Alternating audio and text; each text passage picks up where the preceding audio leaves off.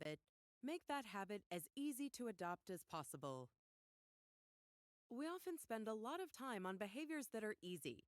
Scrolling through social media, for example, takes zero effort, so it's easy for it to fill up lots of our time. Doing 100 push ups or studying Mandarin Chinese, in contrast, requires a lot of effort. Repeating those behaviors daily until they become habitual is tough.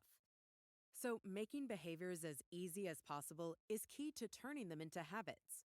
Luckily, there are a few tricks we can embrace to make anything seem easier. The first is to focus on reducing friction. The author has always been hopeless at sending greeting cards, while his wife never fails to do so. Why?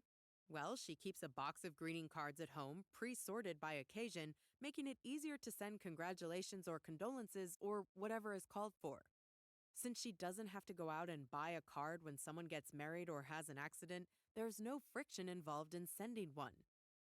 You can also use this approach to increase friction for bad habits.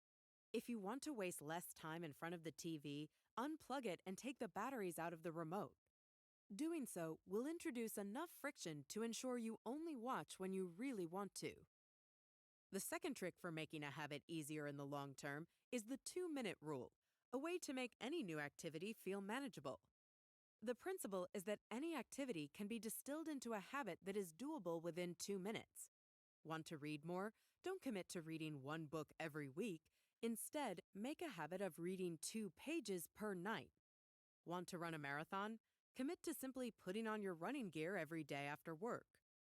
The 2-minute rule is a way to build easily achievable habits, and those can lead you on to greater things. Once you've pulled on your running shoes, you'll probably head out for a run. Once you've read 2 pages, you'll likely continue.